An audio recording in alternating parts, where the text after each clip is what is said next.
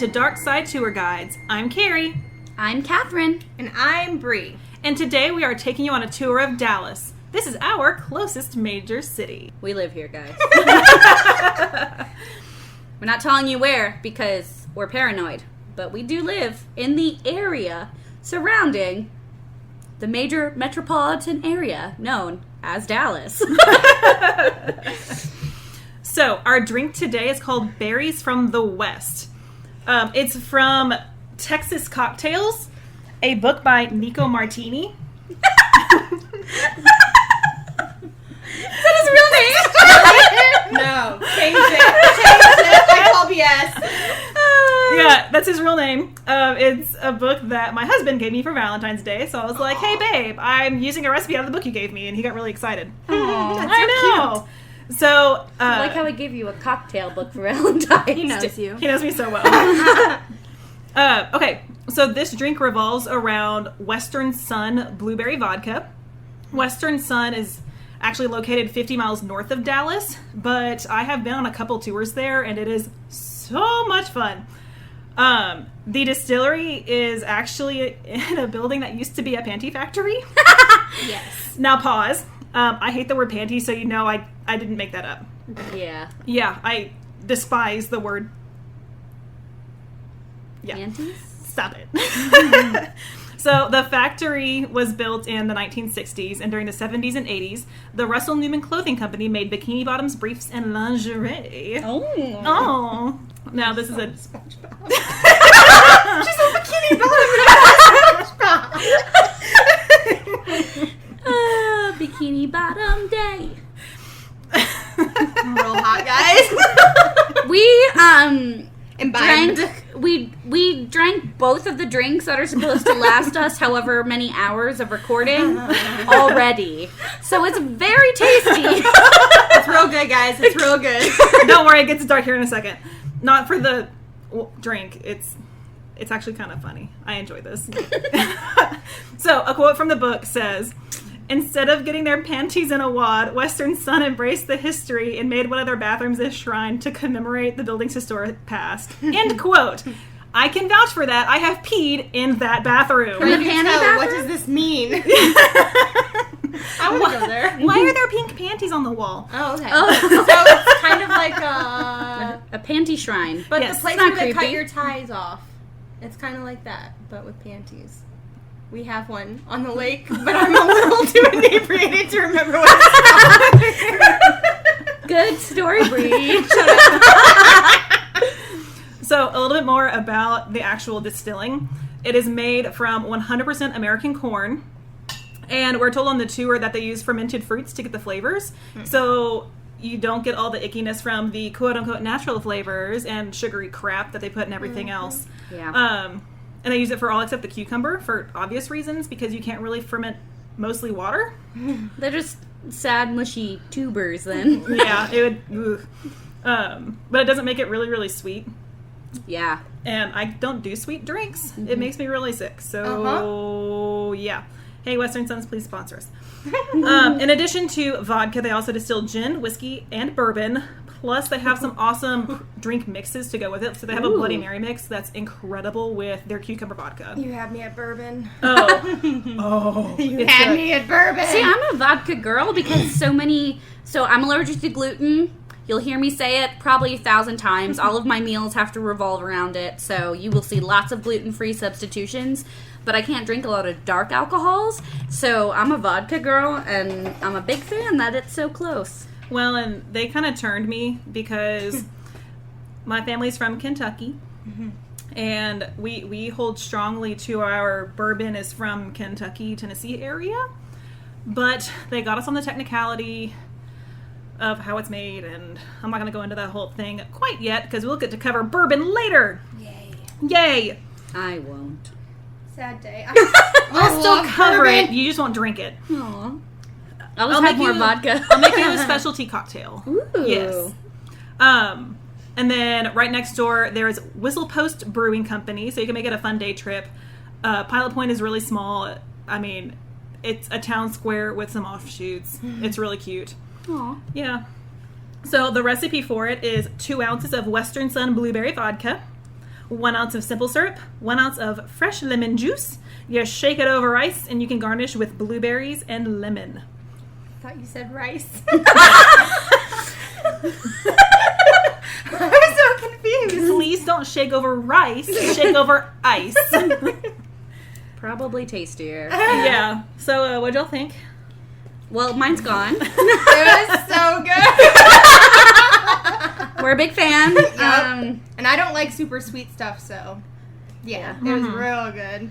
It's pretty refreshing. Like, if I was near some large body of water and I had one of these in, like, some sort of a Yeti type situation, it would be I Gone drowned in a in the minute. lake. it would be really fun and then really bad. It was like It's fuzzy lemonade with blueberry. It was so good. It's like, yeah, and it's smooth. It is it's smooth and it's gone.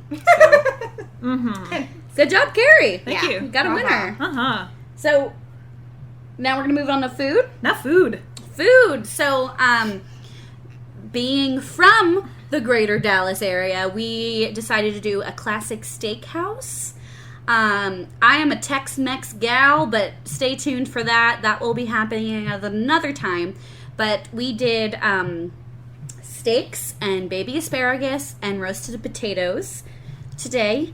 I made a fresh herb butter with herbs from my gardens, and we actually cooked them in a cast iron skillet that has the shape of Texas on it. Yeehaw. So very appropriate for Dallas, and it's kind of an homage to the cattle drivers and to the cowboys that we are so well known for, and it's kind of one of the reasons Dallas exists is because of the beef industry. Everything that we got is local. We actually got the asparagus from our local farmers market that I walked to and got them. So it's really a great, very close to home kind of a meal. So what'd you guys just thoughts? It's probably one of my favorite meals ever is the classic steak and potatoes and asparagus. And medium rare steak. That seasoning was incredible. Thank you. Shout out to Trader Joe's. Please sponsor us. Guys, I love Trader Joe's with all of my heart. It's so good. I'm eloping in 2 weeks, and I am using flowers from Trader Joe's, and it was very important to me that I had them and my Birkenstocks, so take that. Yes. I thought it was delicious. You saw me eat it like a caveman, so the garlic butter was on point. Thank you. It was just real good. I was happy. Yeah. My tummy's happy. Yeah. My tum-tum is very happy right now. It's pretty delicious. It's only my second time ever cooking steak. I am not a meat person at home. Most of the time we do vegetarian, and we kind of eat meat when we go out or when my father cooks because he's an excellent cook. But at home I normally don't cook it that much because it's not really my favorite. But I'm kind of proud of this. It was really tender. Yeah. It was good. It's okay, you had supervision. Yeah. So I worked hard to get that tender. Did you beat it? Did you beat that meat? She punched it. Whoa. We just ate that. Okay, calm down, Brie. I mean, I still eat it sometimes. We're not beeping that part out. We're not. All right. Yep. Steak and potatoes. Beating that meat. Texas classic. All right. Let's move on. Brie, you ready for this? It's you next. Nope, not even a little bit. I might be a little, at least tipsy, guys. Whew, I'm hot. Okay. Yeah, you are. Hey, thanks. That Texas sun. That's it. Okay, guys. So, as you remember from last time, I did the history and folklore. So I didn't really think I'd find much on Dallas, honestly, because Dallas is kind of a baby. It's only like math, 112 years old, maybe. Please redo your math. Well, I can't find it in my notes right now. 1841. That's the year I remembered it. So that was longer than 112 years. It's okay, honey. Math is hard. Hey, We are not math people. No, we are not I math can't people find at it in all. my notes, but I remember 1841. So let me do the math. 160, 90, 80, 180, 79? It's a young city for the world, but old for Texas. That, what she said. Moving on. Anyway, so, D Magazine actually put it really well. They said that how history in Dallas is kind of lost, but said had this lost city survived, Dallas wouldn't really be Dallas. In that sense, it's not really a story of a lost place.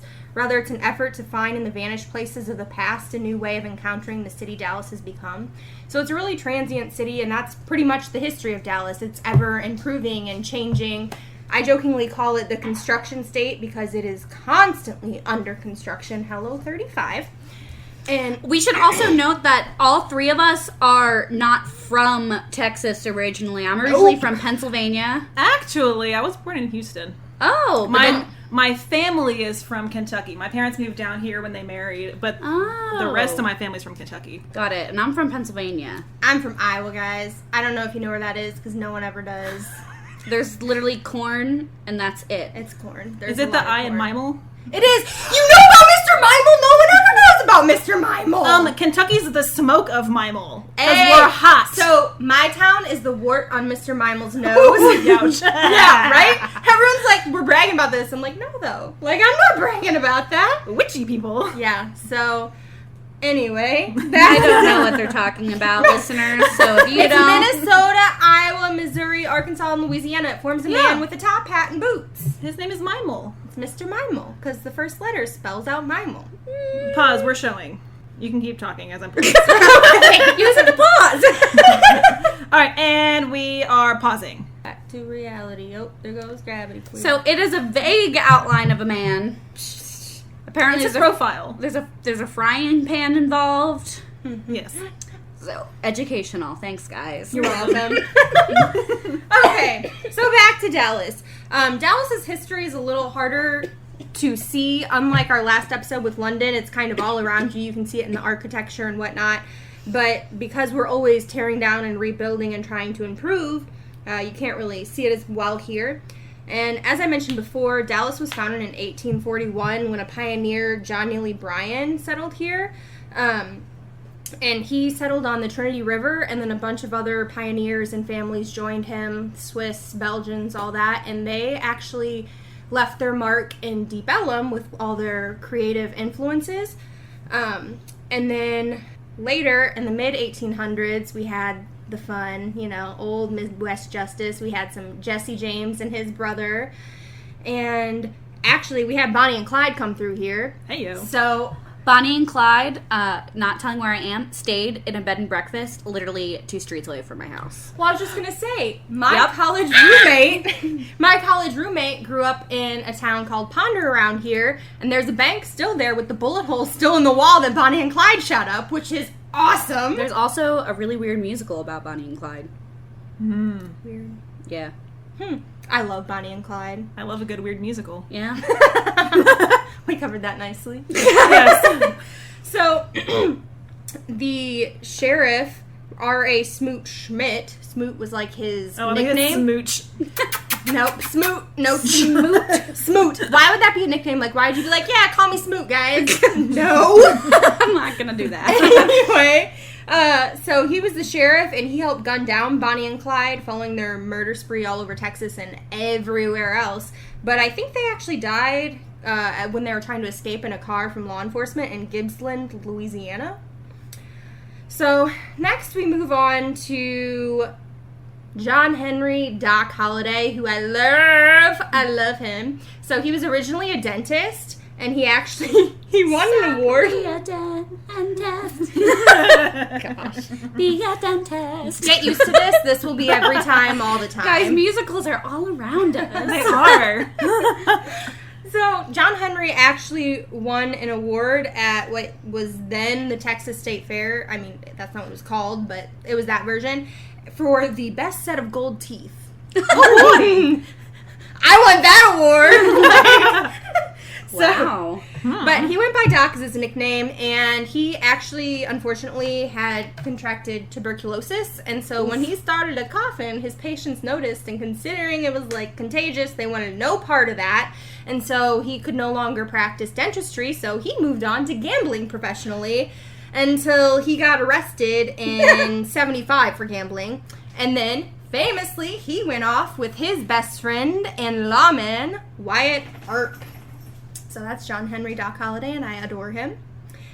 So anyway, moving on to pre-Civil War Dallas, it was prosperous, but it was prosperous due largely to cotton. Surprise, surprise. Mm-hmm. But then the cotton prices fell a lot in the 1800s, and so Dallas turned to industrial growth because we're always about, change. Yeah. So the Dallas's higher ups actually endorsed a number of new buildings, so that's where we got our Dallas Zoo and some libraries and hospitals and colleges and all that good stuff. But it was also during that time that the fun stuff happened, and they established the State Fair of Texas. Yay! I've never actually been. We're taking. Really? I'd say we're taking you this year, but they're considering canceling it. Yeah. Yeah, we do a field trip there. I've never been anywhere. I've never been to Ren Fair either. We're taking you both places. Oh my whenever they gosh, open. this is Outfits, because this is like perfect. Like, Yeah, the this is Renaissance. the first time, because they canceled it because of Corona, that in about 15 years that I haven't been to the Renaissance Festival. I was excited to wear my flower crown again. I know. My husband. corset. Carol Baskin. Calm down. This one's blood red. Ooh, I own it. I approve. I approve. No, my husband went for the first time this last year, and he bought me this flower crown there. So I really wanted to wear it the whole time. I know. It My was cute. fiance wore tights. I want pictures. Oh, they're out We there. might have pictures. I don't know if I can find them right now. What a gem. we will come back to this later. Yeah. Yes. So anyway, moving on, in the 1900s, there was this place called Frogtown, aka the Reservation, where all the whores stayed. So it was the prostitutes, and they just like stand all scantily clad in their doorways to entice gentlemen in. But guess who it was owned by, guys? Dallas's leaders. And one such leader was Dr. W.W. Samuel. Does that sound familiar? Because your high school or park or something might be named after him. And there are. I checked. That sounds about right, though. Yeah. Like, Old white rich man and ruling everything, owning. Yeah. Yeah. that sounds about correct. Yeah. But by the 20th century, Dallas's economy shifted focus from agricultural to more finance-related services, and it became a major player in producing, like, medicinal drugs and alcohol. Other things, too, but those were more fun, so I just stuck with those. Sure. Dallas actually seemed to prosper throughout the Great Depression, unlike most of the country. Interesting. Yeah. And it really hit its stride with the East Texas oil boom. Surprise. Yeah.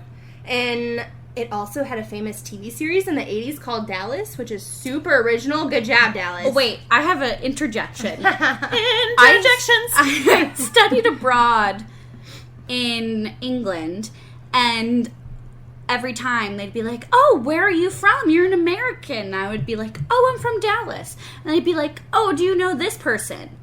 Was their last name like Irwin or something? It's okay. I was like, "No. It's a really big city, guys." And then I would talk to another new person and be like, "Oh, you're from Dallas? Do you know this person to be the same name?" And I was like, "Okay, this is an entire country. How do they all know this one random dude?" And so I eventually Googled him, and it was the main actor on the TV show Dallas. They put Dallas in the spotlight internationally. Yeah, everyone was like, "Do you know him?" And I was like, "What? No." But I did go to a Harry Potter convention at the ranch where they filmed Dallas. Oh. They do a Harry Potter convention once a year now. Ooh. Where's it at? It's not far. I want to go. Is it, I'm totally blanking on the name right now. I don't know. I think my high school senior prom was held there. Probably. Yeah. It was really nice. Yeah. Yeah. Not to pinpoint where I'm from or anything. Sucker! You're going to get murdered now, I know. Carrie. I know. It's not like we include true crime in our podcast or anything. I mean, it's not like I moved since high school or anything. You're right. That's fair. That's fair. Well, you already They gone. can follow you on like Spokio and whatnot. Those weird things. People creep. Okay, but yeah, no, that was actually a big thing where a bunch of people started naming their children after the freaking show, characters in the show, and I think their last name was like Irwin. South Fork Ranch. South Fork Ranch. Way to get specific, Carrie. Well, it was They're driving me gonna kill crazy. you. I moved. It's fine. Fine. It's really pretty, though. And they had, like, little Texas bricks inlaid on the floor. It was cool. Here's a picture of it with cows. Oh, that is pretty. Mm-hmm. Yeah. That looks like white people plantation USA. Yeah. Because you know what my high school was? White people. Yeah, rich white people. Yeah. I once had someone ask me, are there black people in Iowa? I said, bitch, bye! What the hell kind of question is that?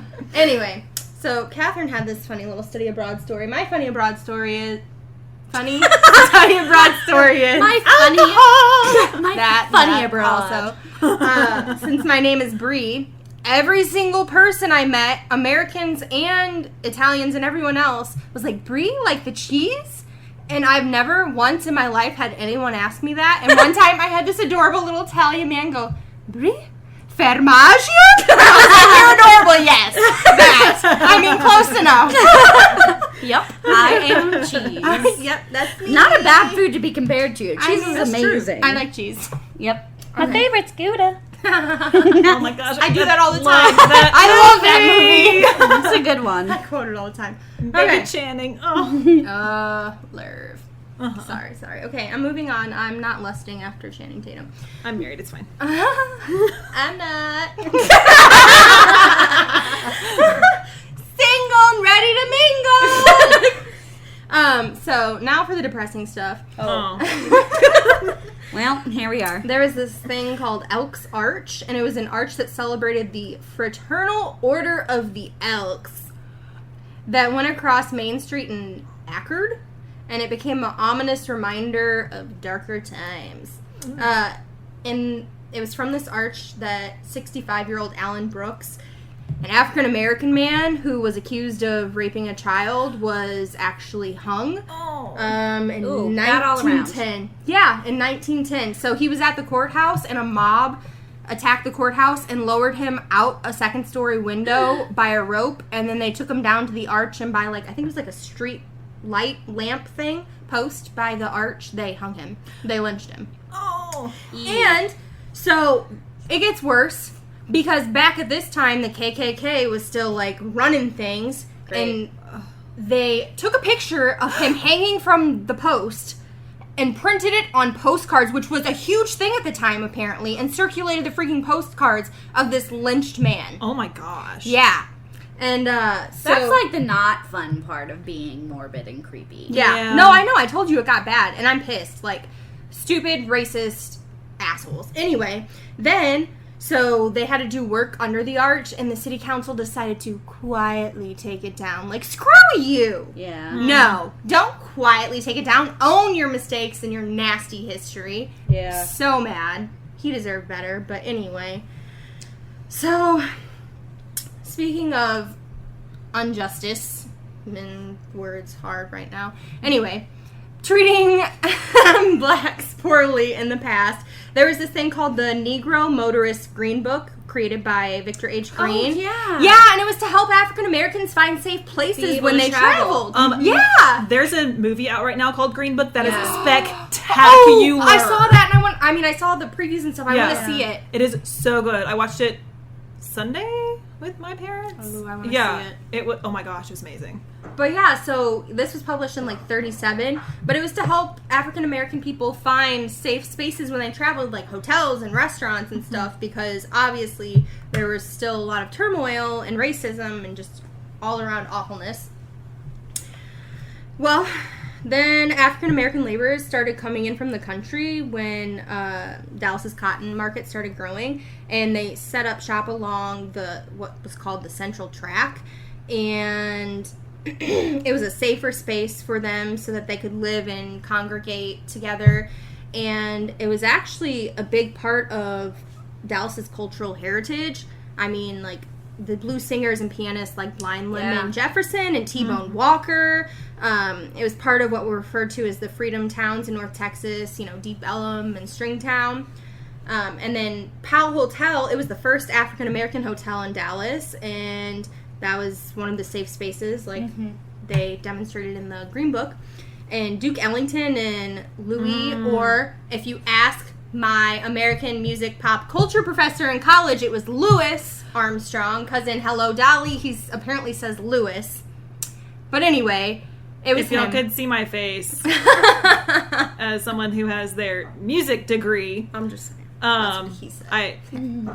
I would like to have a conversation with this professor of yours. That's why I pronounced it both ways. Yes. So, I've heard it both ways. yeah, they both stayed there, and then Psych. It's like I love that show. I will talk about it every episode if I can. Continue.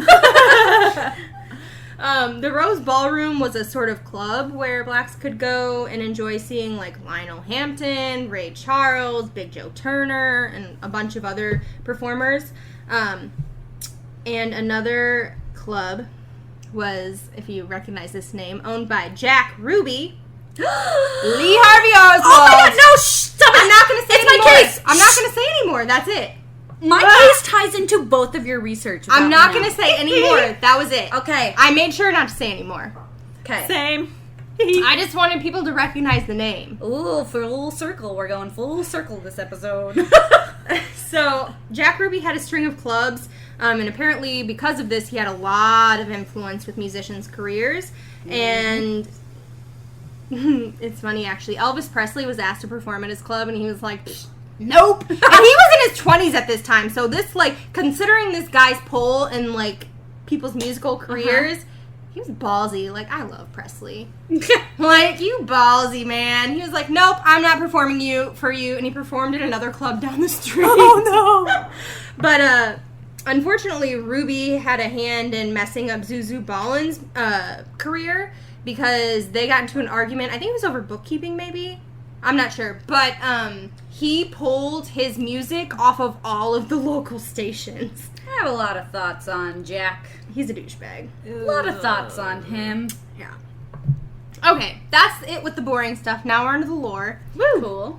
So lore, I thought I was gonna have trouble too, and these are kind of weird. I've never heard of them, but we're gonna go with it. So there's the Candy Lady, and this was like the beginning of the 20th century, and a number of children were like going missing and stuff. No. And they were attributed to the Candy Lady because she was said to like leave sweets on children's windowsills. And then once they got more comfortable with her, she'd like leave them a note asking them to come out to play, and they would come out and never be seen again. Nope. And like apparently a dad received, with all of this weirdness going on, a rotting child's tooth in a candy wrapper. Yeah, and then Brush your teeth, don't murder children. people even found a little boy dead in a ditch with pockets full of candy. Oh, no. Yeah. Baby. Yeah, so the Candy Lady's creepy AF. Yep. That And is then true. there's the Lechuza, I don't know, guys. I don't do languages, sort of. So Brie, you speak multiple I languages. know.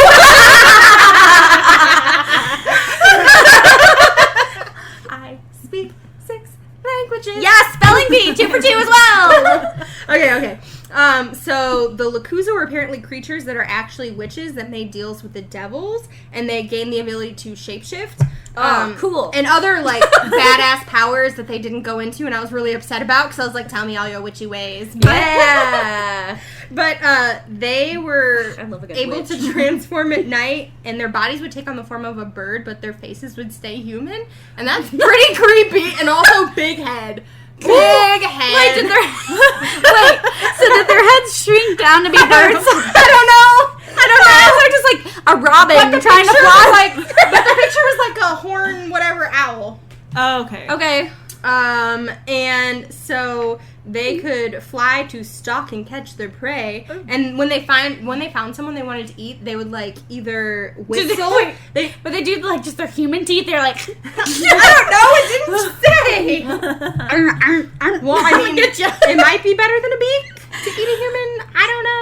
No, a beak is like for hunting. Human Right. teeth would just be weird. Your nose would be like rubbing on them when you're trying to bite them. It'd be real Cannibals weird. don't seem to have problems. They like long Cannibals pigs. tend Are a to whole other conversation. they make smaller portion sizes. You can't like go to Well, someone. they didn't save them. They're witches that can transform. Who knows what they do with their lives? I'm I don't just- judge. I'm I just do a wondering little of bit. the practicality of this transformation. I feel like they could do better. I didn't write the lore, Catherine. They could do better. Okay. They could do better. Anyway, so when they found someone they wanted to eat, they'd hide in the trees, and they'd either start making baby noises, which you are douchebags, mean, or they'd whistle. And then when they came out, like their prey came out to investigate, they'd like swoop in and carry them off into the night, never to be seen again. So they're big birds. Apparently. Okay. Pterodactyl. They're pterodactyls who make baby sounds. Weirdos. Dallas, man. Freaking Dallas. That is, honestly, though. Yeah. That's Dallas. Okay. And that's Dallas. Isn't that from a commercial or something? Yeah. It's like a bean commercial or something. Like baked beans or something. I know. And that's Dallas. I don't know. Calm down, Big Ticks. I'm Big Ticks. I stand at the state fair and do my weird animatronic wave. Welcome to the state fair. I don't know anything about this. Well, Gotta get your Fletcher's corny dog. I can't Stand eat in line next. I'll stand in line to get my corny. I just eat the mangoes with the chili salt. So Oh good. my god, chili con- I literally could eat like 14 of those, and I constantly have one in my hand the whole day I'm there. They're It's just so like a good. mango on a stick. Yes. On a steak. They're so good. So good. You have to come with us next time. Oh, yeah. Okay, so also there's Arlington Screaming Bridge, and apparently a car full of teenage girls. Arlington's close enough. It went over the they went off the bridge and they died. And it said if you go on the bridge at night, you can hear them screaming as they fall to their deaths. But cars can't access it anymore because they block the roads off. But people are still like, I don't care. I'm gonna walk to the middle of the bridge and see if I can hear some teenage girls dying. So, Fun. Oh. That's so sad. oh, then there's El Muerto. Ooh. Oh. And so in the late 1840s, there was this Mexican horse thief named Vidal, and he took horses from Creed Taylor, Texas Ranger.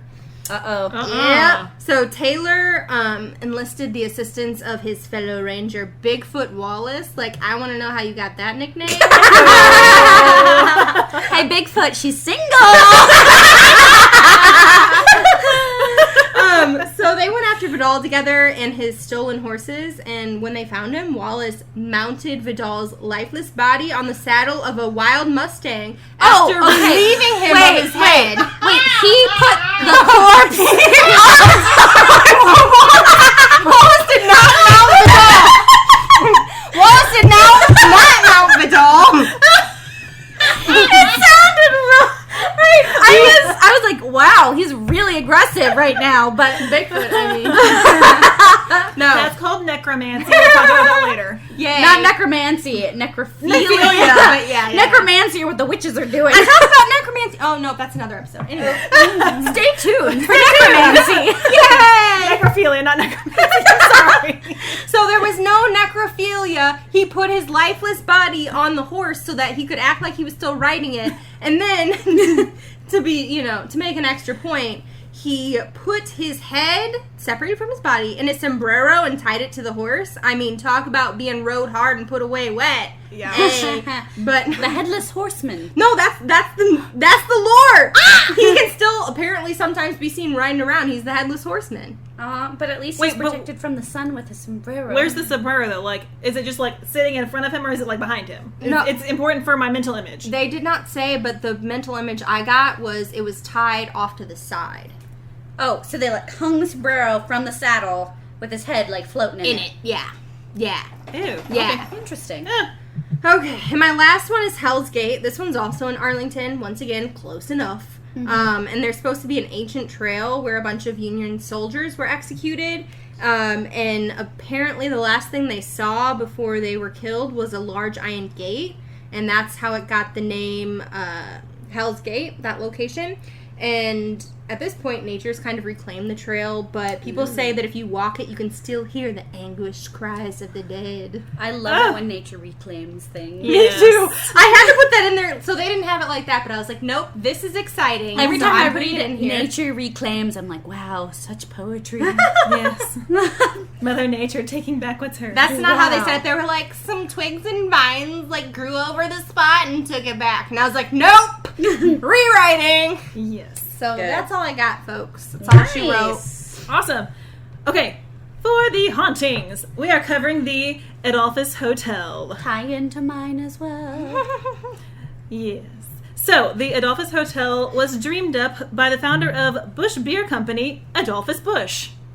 That is a terrible name. It's- Yeah. Yep. I'm so sorry, my man. Bush is just. I'm sorry, it's kind of a bad name. But it has a C in it, so it's not just like a bush. It's I'm not fancy. talking about a bush. I'm talking about her bush. Yeah. Like, Carrie tried to keep a straight face for like 3 seconds, and then she gave up.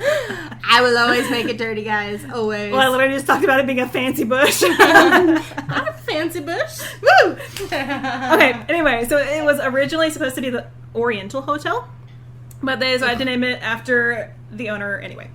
So it is actually still a luxury hotel that you can rent out rooms in, which we're going to do at some point. Woo! Yeah. And it features fine dining in the French Room, Cool. and it also Oui, oui. has full-service dining at the Rodeo Bar and the Bistro. Yeehaw. It's also... Yeah. Yeehaw! Most unenthused I've ever heard in my I'm life. from Philadelphia, okay? It also is convenient to many activities downtown, including the Dealey Plaza, the 6th floor museum. Tie-in! I told you, like, we're Wow. tying this all together. Dallas. But The- hey, we minded your toes. Yes. You did, but it's so fun. I know. Yes. The Dallas Museum of Art, which I personally love. Love. Yes. The John F. Kennedy Memorial Plaza. Mm. And the flagship Neiman Marcus downtown store. I almost wrote about that. Mhm. I didn't though. Yes. So I'm going to walk through some quick historical, I was going to say highlights, but they're not really highlights. They're kind of lowlights. Spooky dark side light. Spooky. That reminds me of the muffins video. Blood muffin. Glass! Sorry, Imaginary. God, it's been 20 years since I've seen that. This girl did it on TikTok, and she's like, "People better watch this. I almost burned my kitchen down with the newspaper on fire."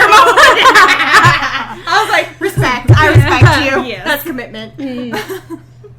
Okay, so I have to give credit. D Magazine provided so much detailed information on this. I know. Yeah. D so Magazine good. is where I got some of mine too. Well, Shout it was out a to really you. Shout out D article. Magazine. Yes. Well, I actually pulled from a couple. Both D Magazine. I was like, D Magazine, you on My mom this? and my Yeah. sister were in D Magazine for I like a long really- time. that's crazy. Mhm. My sister was the poster child for Dallas Medical City for several Oh, years. yeah. Mhm. Also, I might never, ever ride in an elevator again. Ooh. I got stuck in an elevator in Italy and I cried. I'm going to show y'all. Continue. I'm going to show y'all a video. It's going to... spooky. Yeah. Okay, so the Adolphus Hotel opened its doors in October 1912, and bad things almost immediately started happening. Of course. Because as they do. October 20th of 1912, it had literally only been open for 2 weeks when a waiter fell down the elevator shaft. Oh gosh, I bet it was 13 days. Sorry. Ooh. I didn't think of that. But he had his skull crushed God. and died. Well, yeah, I would hope so. Yeah, after a very unsuccessful attempt to, quote, raise the bone Oh. by 2 doctors at the Baptist Sanitarium. Freaking 1912, man. Yeah. Whew. The following spring, on May 13th, a 45-year-old insurance man suddenly sank down and died 30 minutes later. Like, literally was, like, there with friends, dropped and died. It was ruled acute attack of indigestion and apoplexy. Side note, Indigestion. Bye. yeah, I have indigestion every now and then, so I'm hoping I don't won't die. say it. I almost said it. That would have been really mean. Alcohol bad. Sorry. But side note, apoplexy, yeah, sorry, I thought I said that wrong. I just said it really fast. But it could also mean that he could have had a heart attack or stroke, since they couldn't tell Yeah. the difference back then, or it was difficult to Something to do with his blood. Probably killed him. I'm a doctor. It's always the blood. Get the leeches! or the doctor could have used it as a blanket term for sudden death. Yeah. Sure. Yeah. So they don't really know what killed him. Oh, it was boy just died. 1912. Yeah. I know. The next one's kind of weird. So the following year, in 1917, on February 7th, a 26-year-old businessman excused himself from his group to use his restroom, then, quote, threw himself across the bed and was soon in convulsions. They found a 6-ounce bottle labeled poison. Wait, That the bottle just said poison on it? It's like a bad movie. It's like Emperor's New Groove. Yeah. Get the poison for Cusco. Cusco's poison. Oh yeah, it was That poison. Well done, Crunk. It was a third emptied in his bathroom. Yeah, and so I'm like, He was a spy. This He was a this was spy. clearly murder. Or that. They, I was like, he was a spy and he was found out and he killed himself. Where are the cyanide capsules? I mean, he's just a little businessman on a little business He trip. was only 26. That's my age. I the know. best cover. I'm not Same. 26. I'm I 27 was gonna now. say, you lie. You're older than me. My birthday was like not even recently. Numbers are really hard. Numbers are hard. I keep having to remind myself that when this comes out, I will have just turned. No, this comes out probably June 1st. Yeah. The next day will be my birthday, and I'll turn 25. Aw, yeah. I'm a Carrie's a baby. fetus. She's a fetus. I'm no longer the baby. Yay. Yay! But what makes this weird? They found a note that they believed to be addressed to the businessman's stepfather that read, "I got the wrong bottle. Love to all." What? So, who was supposed to get the poison? I want to discuss His all mom. of the theories. His I know. mom. His stepfather and him had a ruse, a plot to kill his mom. And it was some sort of like cordial. And he Yeah. accidentally got the wrong one. But it was lit. Okay, I have so many questions. If it said poison, then you're a dumbass if you grabbed the wrong one. Right. Maybe he was illiterate? He was a businessman, dude. And? Maybe he was really going through a lot and they didn't have proper medical help for him. Maybe he was rushing out the Maybe. door. Maybe the whole thing's a setup! Moving on. We could go in circles forever. Right. Same year, day after Christmas. This one's really sad. No, Aw. not Christmas time stuff. So A sad. 16-year-old boy No, it got Oh, he's worse! a baby. whose job was to be the elevator boy. Oh, honey. he was working. He was a lift boy. That's a song. He missed a step on the already ascending elevator and fell from the 6th floor to the basement where he shattered both legs and his skull. Oh, honey. Okay, at least he shattered his skull along with his legs. Or it Yeah. hurt so much worse. I know. In the late evening of January 15th, 1920, this one's weird. I had to tell Zach because a chauffeur for the Boer Auto Rent Company was fatally shot 3 times by a chauffeur for the Adolphus Auto Rent Company. Apparently there was bad blood between them going back to the chauffeur's strike that happened days before. It was the war of the chauffeurs. Wow. Yeah, so I was just like, Zach, People are awful. chauffeurs got into fights. This is What? wild. But apparently the guy that shot the other one had, bruises and stuff on his face when he gave the report to the police. Yeah. Oh, so they like got into a fist fight? So they got into a fist fight a couple days before, Yeah, yeah. and then they saw each other on the street, and he shot him. Gotcha. Oof. Yeah. Woof. A few years later, October 22nd, 1924, a 30-year-old cook stuck his head into the elevator shaft to see where the elevator was and was No. instantly killed by the descending car. They didn't have Final Destination then. He would have known better. So, God. Why would you put your head into any sort of shaft? Is there a shaft? No! Don't do it! If there is a shaft or a hole, don't put your head in it! I sometimes No! I put my head on a shaft. Nope, different than in a shaft! Different. Close enough. No. You will be decapitated. I promise you. I mean, sometimes.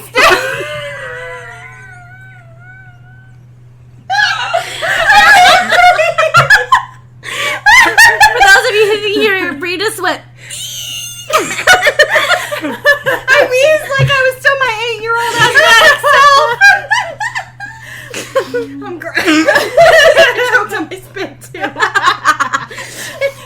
This is what happens when you drink blueberry vodka Yeah, guys. before an episode. Do it's it. delicious. Yeah. Good. Join us, friends. Okay. On February 21st, 1930, a 60-year-old millinery salesman was supposed to meet with a model who was to help him with his spring displays. Who knows what millinery is? I was just gonna ask what millinery It's hat is. making. Oh, What's up? I know what that yay. is. Costume designer. Yee. Unfortunately, she did not find him, but found a torn window screen. Oh no, the mosquitoes are gonna get everyone. I know. We'll talk about that later. According to the model, the salesman had recently been despondent and had told her that he wouldn't see his family again.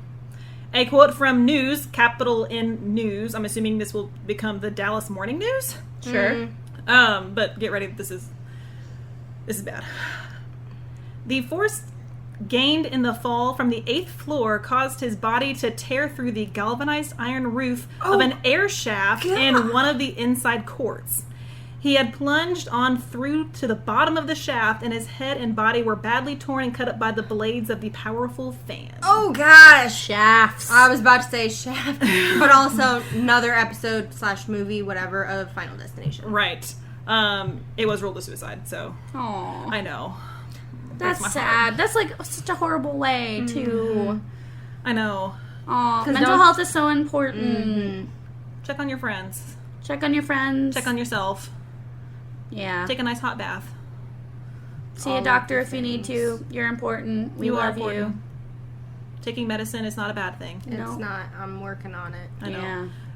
But get ready, this next one is also really sad. Aw. I'm sorry. We're here to ruin your lives, guys. We are. I Fine. don't even have more vodka. I know.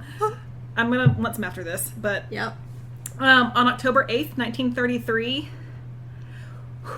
Sorry, I'm prepping myself as... The 2-year-old son of a musician touring with the Henry Bus Orchestra wanted to hear a band playing outside.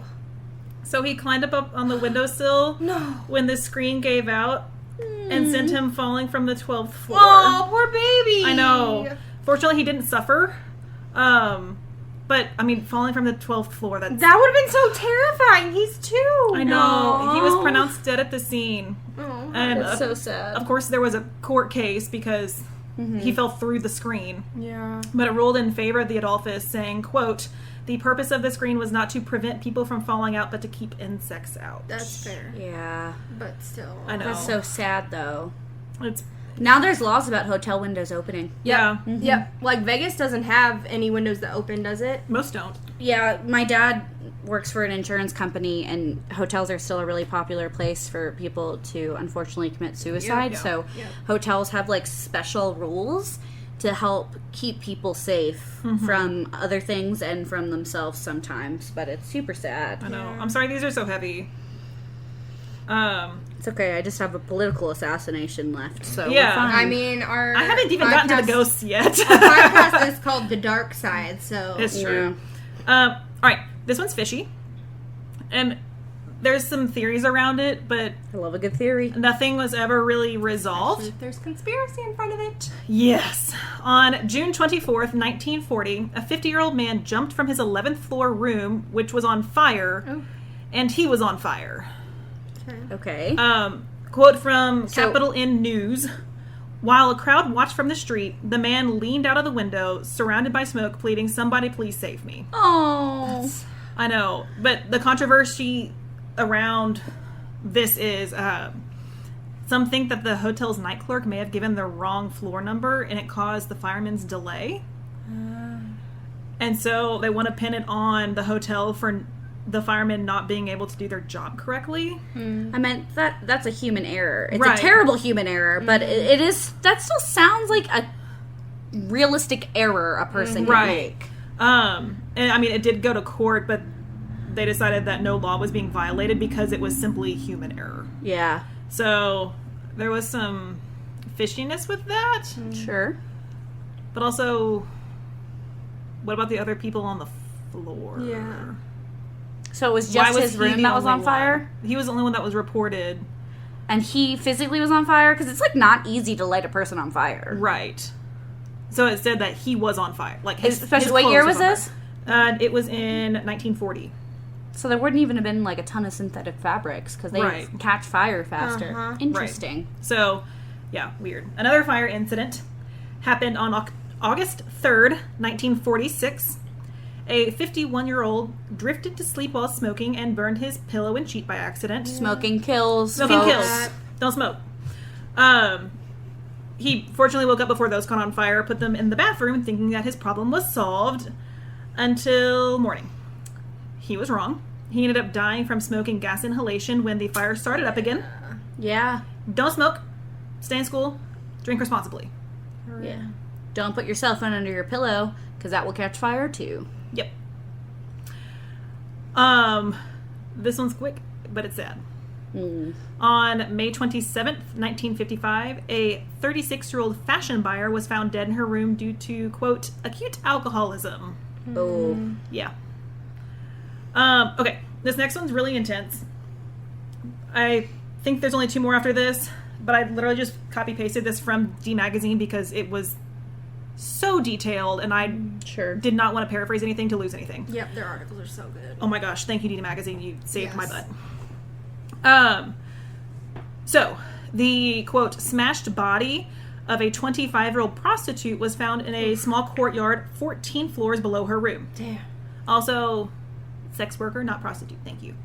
The Capital Inn News described the woman's body plunging down the 4x8 inset in the building, ricocheting from wall to wall. Ouch. Yeah.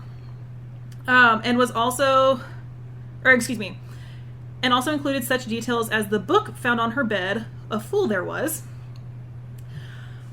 There were signs of a struggle, but the case remains a mystery for months, until January of 1959, when an 18-year-old woman was beaten and left in a mercantile Continental building closet that authorities encountered Willie Philpott. The News noted him as a Negro 2-time loser. Okay. Yeah. In the weeks following, authorities said Philpott confessed to a series of crimes, including the mercantile beating and the murder of the Adolphus prostitute. According to authorities, Philpott said he was employed at the Adolphus, and after delivering food and setups to the woman's room throughout the day, she gave him a whiskey. From a February 1959 news article, as they talked, his hand began to twitch, and he flipped a towel around her neck, Philpott said. When she became still, he tossed her out the window and went back to work. Silver lining, Philpott was eventually executed in Huntsville, thank you, Huntsville, for a different murder. So he was obviously a disturbed I was man. going to say, he was not well. Well, and Yeah. I kind of sorted through some of the irrelevant things, but there was like 4 more serious crimes. The Huntsville one was a rape and murder of a 10-year-old girl. God. I know. Shit. Yeah. It was bad. Also, I love how you're like, excuse me, sex worker. And I'm like, whore! I'm also with her on that, but I like saying whore in a Scottish accent because it's the most delightful word. I'm not messed up. It's fine. We're all messed up. It's fine. Okay, one more, final thing before ghosties. Yeah. On March 15th, 1971, the hotel porter was asked to verify that the elevator car was on the 2nd floor. But just after he said, yes, it's here, he stepped into the shaft and was killed. Oh. Shafts! Elevators, man! Don't go near them! Nope. No elevators. No. We like shafts. Yeah, we like shafts. Stay away from the elevators. They're dangerous. Especially abroad. They're tiny. And they get stuck a lot. In Japan, I'm pretty sure I was the weight limit. That was actually, that fit. I was pretty much, in Japan, it was like, unintentionally. Here's the weight limit. And I was like, that's me. That's just me. me on this elevator, Well, Japan. in Italy, they're like, let's fit 5 people in here. I'm like, I fit in here with my book bag. Seriously, I got stuck and I cried and they had to get me out and I was in there for like 15 minutes weeping. I'm gonna pause this so I can show them a video real quick of these elevators. Okay, and we are back. How did y'all feel about that video? Spooky.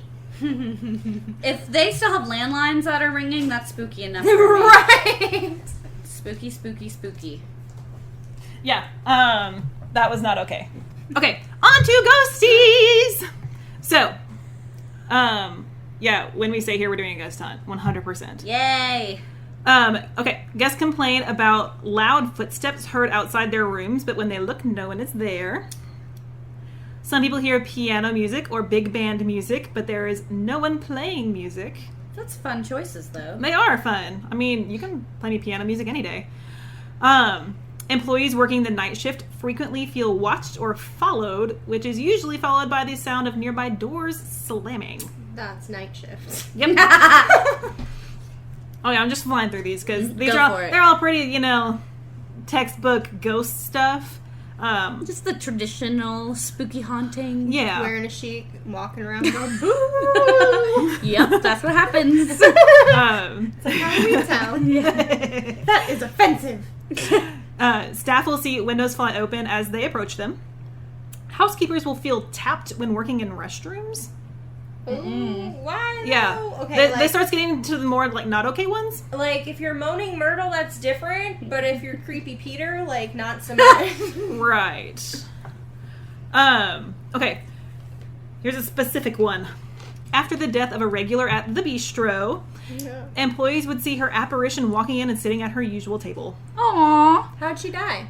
I don't know. Oh, okay. She just passed away. Oh, okay. She just wanted a breakfast sandwich or something. I know, that would be me as a ghost. She wanted her cuppa and scones. Dang it! Okay, if I come back as a ghost and I do not become a regular at an establishment where I get snacks, what's the point of being a ghost? Right. Honestly. Give me snacks. Better be able to eat them too, or I'm gonna be real upset. I'll be like, nope, just kill me now again. Do it again. Kill me again. I can't eat snacks. Right. I can get fat in the afterlife. Dang it. Okay, so here's the most famous ghost. And I kind of get chills thinking about it because it's... Actually, I'm a little sweaty right now. As she fans her armpits. I have arm chills, but sweaty pits. It's bad. I feel like that's illness. I do not have the Rona, I promise. Good. Not the Rona. It's the alcohol in the central part of my body, but it spooks. Okay. In the 1930s, a woman was meant to be married in the hotel when her fiancé never showed. This poor bride-to-be was so embarrassed and brokenhearted that she hung herself near where she was supposed to say her vows. Oh. The jilted bride, as she is called, haunts the 19th floor where you can hear her crying and walking the hallway. That's so sad. I know. Her apparition is often accompanied, pun intended, by the sound of a music box playing 1930s tunes. And many guests have seen her, especially if there's a really big function or celebration happening. Oh. I know. It's really sad. That is sad. One day I'll do the... Girl, you're better than him. Don't even worry about it. I know. But she's dead. I feel like that was an episode of Midnight Texas one time. Well, the Driscoll also has 2 brides, and I'm going to cover that one day. Yeah. Because I've stayed there, and it's spooky-ooky as well. Okay. Yeah. Okay, so I just showed y'all the elevators. For everyone who did not watch the video is literally the doors opening and closing, saying, going up and going down. And then the doors close and open again, but they didn't go up or down. And then the telephone randomly starts ringing. Weird. Spooky. Beware the shaft. Trademark. We have to! It has to go on something! Other stories include people getting stuck in the elevators, and honestly, there's probably so many ghosts in the elevator shafts that... Well, considering how many people died there... I know, you probably... Bring snacks and a bottle to pee in if you go in the elevator. I'd never make it! I would just... Yeah. Get a baggie. What is it? Is it The Office? Insert a freaking catheter! Is it like The Office and they're like, establish a pee corner? So yeah, that's the Adolphus Hotel and the Jilted Bride. Oh, poor honey. I know. She deserves so much better. More Yeah. spooky-ooky things. Okay, so I went with the real classic again, with a ton of conspiracy theories that other people know a lot more about than me. Apparently, I'm going to do this twice. But it's too good to pass up. So this week we are talking about dearly departed JFK. So JFK, John Fitzgerald Kennedy, was born May 29th, 1917 in Massachusetts to a very wealthy political family. You know this. There's literally hundreds of things that you can find out about the Kennedys. I'm keeping this short and simple so we can talk about conspiracy theories. Woo! We like a good conspiracy theory. So he graduated from Harvard in 1940 and went to the Naval Reserve. He served in World War II and won the Navy and Marine Corps Medal. He liked his ladies, so that's a little icky. Ladies liked him too. He purdy. Yes. You know, I don't know what their marriage was like. I'm not passing any judgments. But he seemed to have several extramarital affairs. Yep. But also, it's rumored that so did she. So maybe they were just like really ahead of their time, and we're not judging. Get it, girl. We're just talking the facts here. We're not here to judge. We're here to tell stories. Or not the facts, the theories, aka Marilyn. So hey, he was married to Jackie. Jackie Kennedy, super famous, brought the pill hat into like total popularity. What a queen. She was a boss. The pill hat. He also had a chronic health condition. He had an autoimmune disease, so he's my brother in that sense. There you go. I know. I thought that was kind of interesting. So good for you for surviving that.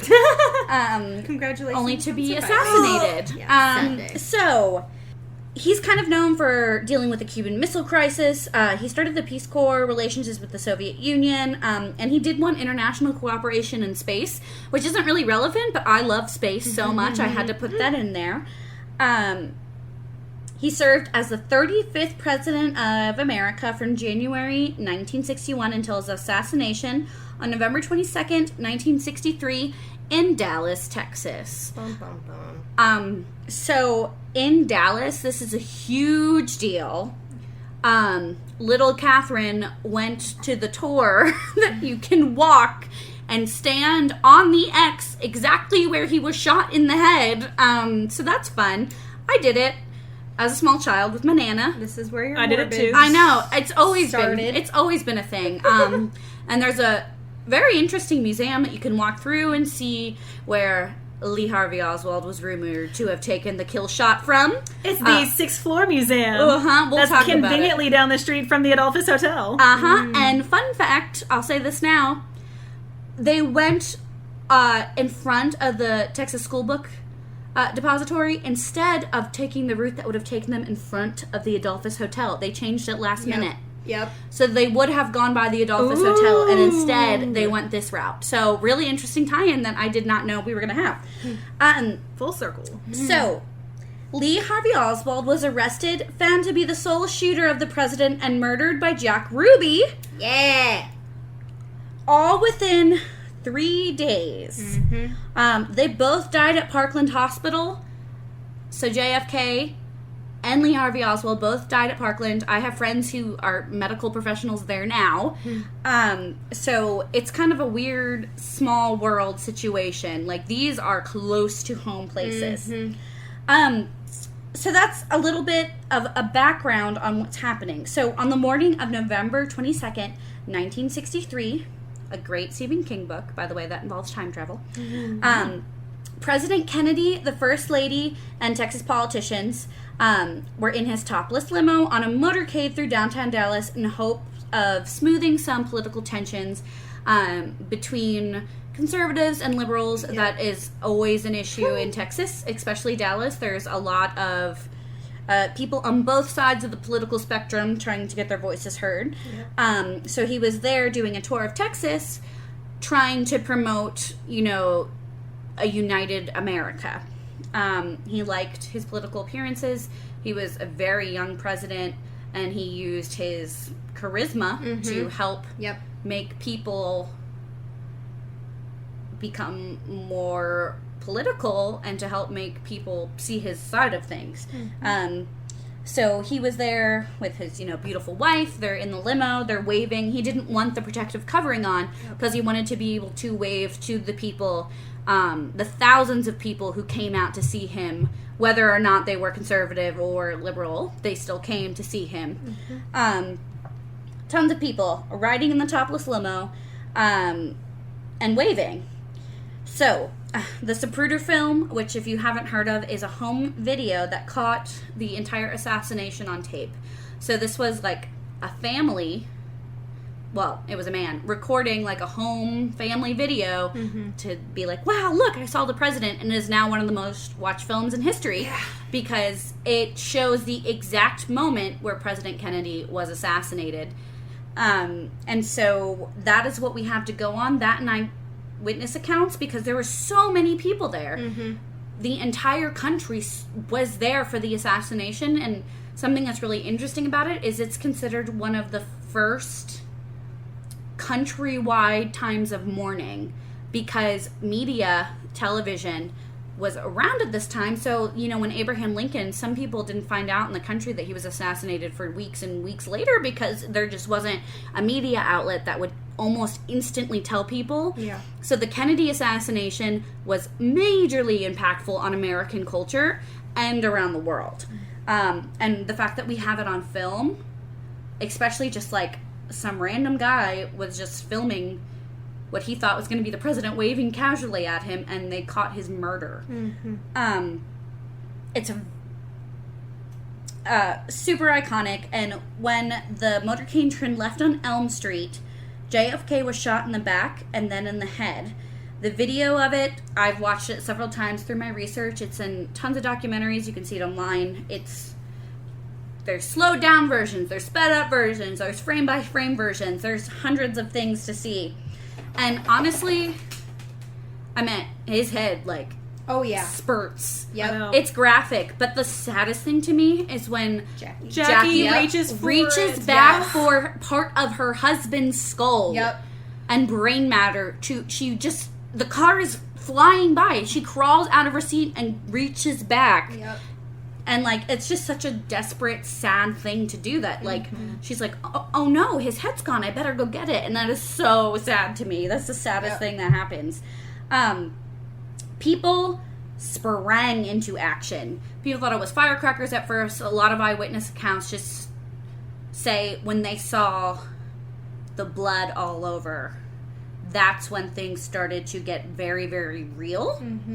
Because some people thought it was a firecracker or something like that, like a celebration type thing. Or, you know, there were people protesting as well. But most of the people protesting were like, we don't agree with your foreign policy. Not, we're going to shoot you in the head. Yeah. So, very different type. People sprang into action. They drove directly to Parkland Hospital, where he was declared dead. The first shot was at 12:30. He was declared dead at 1 o'clock. Okay? Super, super fast response time for everyone involved. Okay? Lee Harvey Oswald, who is currently the one who the assassination is blamed on, worked at the Texas School Book Depository. He was a known Marxist, and so I think that makes him a perfect patsy. We'll talk about it in a minute. He worked there for 5 weeks right before the assassination, and the assassination happened directly underneath where he'd been working. But 5 weeks is not a long time to work somewhere, especially when you know the president is coming. And, like, scope out the perfect shot, Oh, all the logistics. Man, I'm on a list somewhere because I have so many thoughts. Same. My search history, I'm like, guys, it's okay, I want to be a writer. That's my excuse. So, president was shot twice. People claim there were 3 shots. Audio recording experts argue that there may have been 4.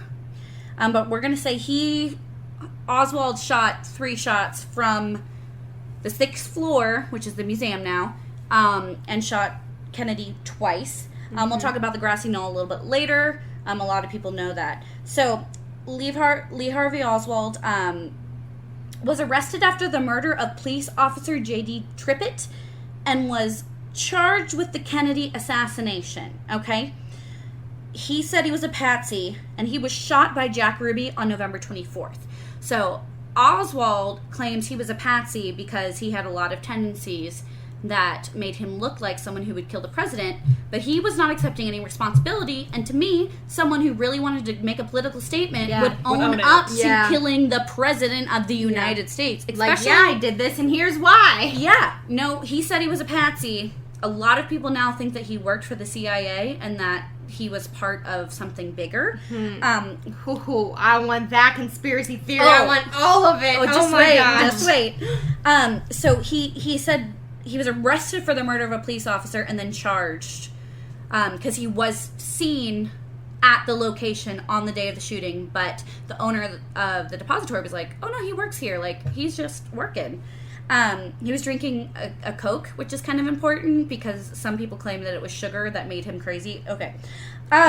They shot him up So quick, Jack Ruby, multiple ties to organized crime, happened to shoot the one person who was claiming not to have shot the president. Jack Ruby was a skadoosh. He also died before he could really have any sort of issues because he was terminally ill. So, Kennedy is dead, died instantly. Now we have Oswald, who was shot when he was being transferred. So 3 days later, the, quote, killer and Kennedy are both dead. Okay? America is in absolute uproar. All right. So, Vice President Johnson, sworn in as president. Jackie was there, which is a sign of support, you know. That's got to be difficult. Especially because the Kennedy family's had so much tragedy. Yes. Like, whether or not you agree with their politics, that family's had a lot of tragedy. So, America freaks out. Johnson issued an executive order to create the Warren Commission. Okay? The Warren Commission is ridiculed constantly. And so what that was is Chief Justice Earl Warren was in charge, and they were to investigate whether there was conspiracy around JFK's murder. Okay?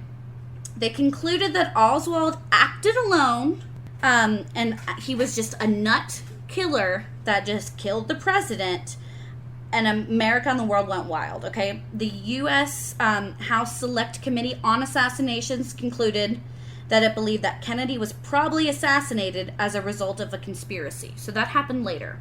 So, American history, two different parts of the government, one of them saying, there's no way Lee Harvey Oswald, no offense, but a little bit random, he had ties to the Soviet Union, he had a lot of political views, but he was just kind of a random dude who happened to get a job 5 weeks ahead of time, just decided to shoot the president, and then didn't even own up to it.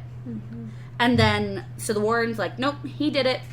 This is done. Nice, neat little packet we can put away because he's dead. We don't even have to have a trial. We don't even have to have proof. And then the House Select Committee on Assassinations is like, oh no, this is probably a conspiracy, but that's the most we got, okay? So, tons of theories that I kind of want to talk about. That is skimming the surface on the Kennedy assassination, so we could talk about theories. So, here are some of the questions that is super, super important to people who study the Kennedy assassination. And kind of in that Jack the Ripper realm. I don't know if we'll ever get answers, because I think it goes too deep for us to ever actually get answers. It's fun to theorize, but I think it's important to note that there were 2 men killed.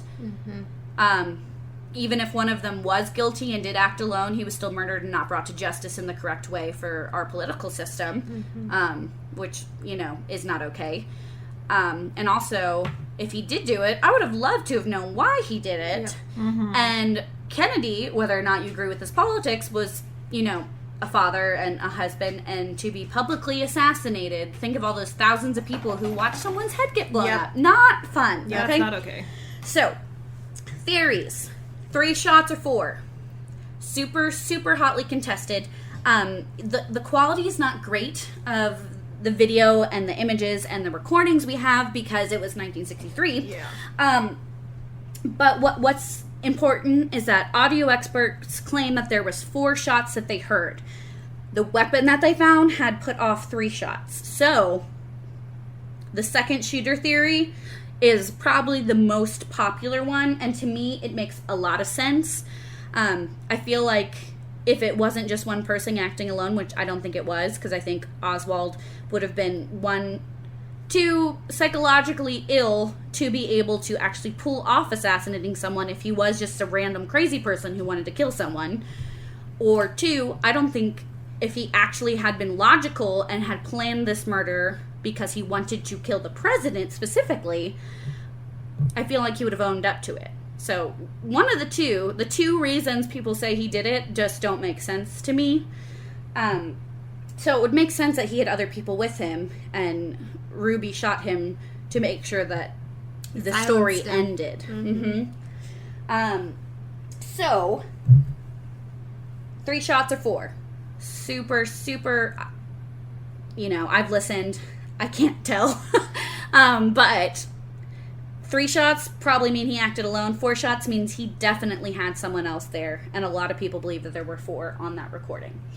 1 shooter or 2. So the grassy knoll is like this little slope. You can go visit it when you go visit the museum.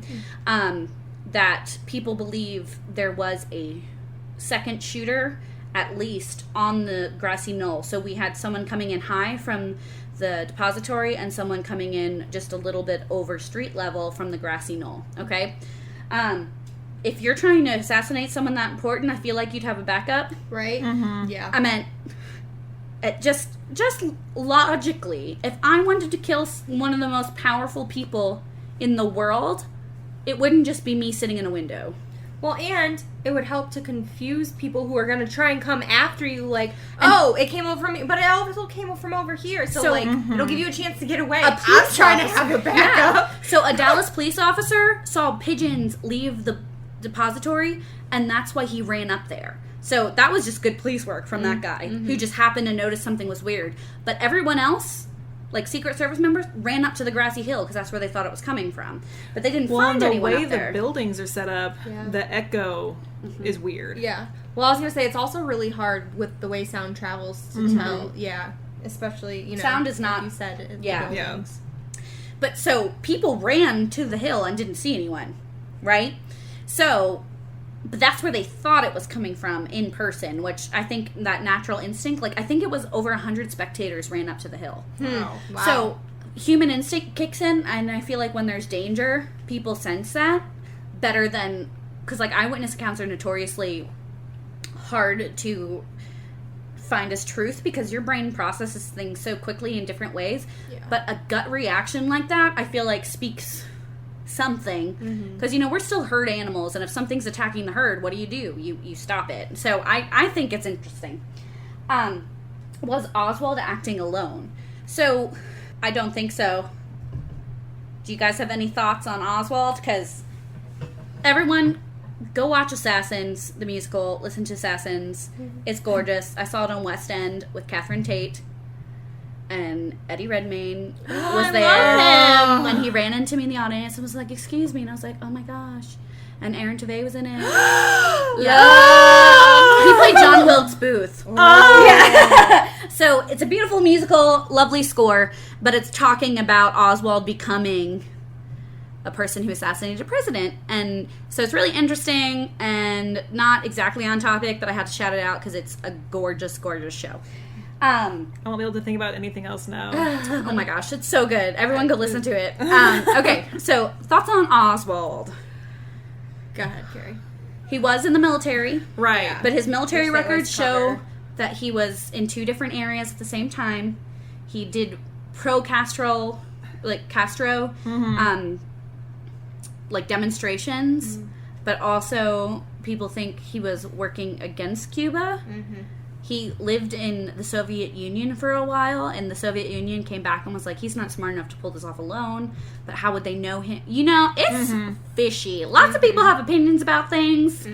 So I had a very wonderful professor in college who also loved conspiracy theories. We talked about them all the time. We had 4-hour blocks with him. It got intense.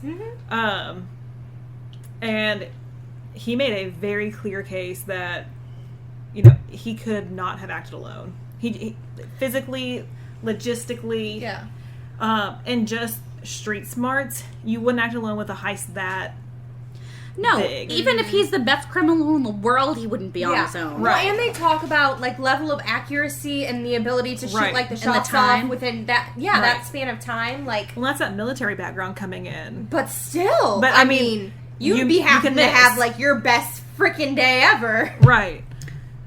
Yeah. But also, he talked about, like, the different angles and things. And so the shots that killed Kennedy came from that window. But what if he missed? Yeah. And so that's where that second person would come in. I think there was someone else. It may have just been insurance for him. Oh, yeah. But If this was an actual conspiracy, there's probably 40 people that were there for... I mean, you can't fatally... Like, you can't shoot a president and then not have them die. Well, and it's just poor planning. Yeah. I mean, come on now. If there was a woman on this planning team, honestly, I can guarantee you he was not acting alone. well, yeah, Just 'cause a doesn't woman make would- sense. Like, you don't know if it's that important, and like, I don't know. I don't think he was acting alone. I think it's poor planning. Nope, just no. So a lot of the theories are Johnson, who then was sworn in as president immediately. I did kind of wonder about that because conspiracy, yay. I meant, if I was a vice president, or if I was the president, I'd always be checking in on my vice president. Yep. Be like, hey, how you doing there, buddy? Yep. We good? Uh-huh. Because I don't know. Vice president is like getting second place at things, and it's just, even though you're not being voted second place, like it's an honor, right? But you're still that close. Yep. To all that power. Especially when it's something that high up, like Yeah. that serious. This isn't like a kindergarten race or something. Yeah. This is like, I'm running for the presidency, and Yeah. I got second place. But it's fine. I'm not salty. So the next two are my two favorite, just because I love to talk about them. The CIA and the FBI, both of whom had issues. So Kennedy wanted to disband the CIA because he thought they had too much power because they just kind of did whatever they wanted. He's like, bruh. And that's a thing. Yep. Yeah. Hi, list. Hi, guys. I know you're there. Mr. FBI man in the van. Yeah, and FBI. So I love So, the FBI. that guy at the farmer's market was selling an old, or was Oh, working yeah. in an old FBI van. Our farmer's surveillance market, a guy who sharpens knives at our farmer's market bought an old FBI surveillance van and now sharpens knives out of it. And Isn't that awesome? incredible. Favorite thing ever. I know. So, Johnson definitely could definitely be involved in this. The CIA, the FBI, so Hoover was still in power at this time, and so Robert Kennedy was not beloved because he was really cracking down on organized crime. So a lot of these say that the FBI partnered with organized crime. So the FBI was like, hey, wouldn't it be a bummer if someone assassinated the president? And the Chicago mob boss were like, that would be Pity. That would be a pity, as he eats his deep dish pizza. So that's another Chicago theory. deep dish. Oh, I know. But We're gonna have to do Chicago and deep dish. But I'm a Northeastern girl, and I have thoughts on pizza. Deep dish pizza is delicious, but it's not pizza. And we'll fight about this later. Because we're talking about the president's assassination. Sorry. Food is priority. I'm sorry. Always. I mean, we just ate dinner, but I'm ready for a snack now. Right. Snacky snack. Yep, a little snacky snack. I would like a nice digestif with Yeah. with my snacky snack. Talking about political assassinations always makes me want a snack. And drink. So the mafia is involved. There are so many, and he was a political person. I feel like people in politics who are actively trying to make changes are 1,000% always targeted. Yep. Queen Victoria was almost assassinated, I don't know, I'm making up a number, but probably 47 at the least amount of times, and she was such a badass, and there's a whole Doctor Who episode on it, and it involves werewolves, and I can't tell you how much I love it. I love Doctor also, Who. Speaking of this, there's a glorious X-Files episode about the Kennedy assassination that even if you don't watch X-Files, you should go watch this episode because you could watch it alone, and it's so good. The aliens killed him. And it's not even... He was an alien. That's a couple theories. There's the Umbrella Man theory. Oh. And the guy was protesting the umbrellas, and so he had an umbrella up in the air, and people were like, it's a poison dart. And he's like, no, I'm Austin Powers. Yeah. He was protesting the relationship with the British Prime Minister, Kennedy supporting the British Prime Minister who carried an umbrella. So it was some weird passive aggressive, and he's like, I didn't kill anyone. I appreciate this, man. There's a picture of him holding an umbrella, and he's like, it wasn't me. It's just an umbrella. I would never. And so, I'm just peacefully protesting with my my umbrella. favorite former pro. I know, so cute. Glorious man. Yeah, and so it wasn't him. Some people say that it was covering up UFOs, which I love aliens. I will take an alien conspiracy constantly. They rarely make sense. But I went to Roswell, New Mexico, to the museum and stuff when I was literally in 4th grade. 4th grade opened my eyes, guys. I learned so much. Both of these trips were in 4th grade. What? Wow. Roswell and the 6th floor museum. Coincidence? I told you, this is when I think it started. not. Yeah. This is when it started. So, super interesting. There are tons of conspiracies. I don't know if it was technically our government sanctioned, other government sanctioned, but I truly believe that Oswald was not on his own. Ruby had ties to organized crime in Dallas. Sure did. He was from Chicago originally.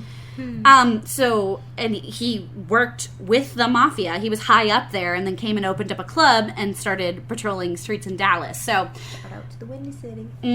So I don't know. I have lots of thoughts on it. But to support our Dallas economy, I'm going to tell you a little bit about the 6th floor museum at Dealey Plaza. Yay! So it's actually Dallas has a really strong arts and cultural district that I think sometimes gets overlooked. The Winspear Opera House is gorgeous. Oh my gosh. I got to sing at the Meyerson ones in Dallas. It's so fun. We saw Kristen Chenoweth. We did. So that's another story. Another story. I'm sure we'll tell it. We made friends with someone who's giving us margarita shots. It was wonderful. It was margarita shots. Yes.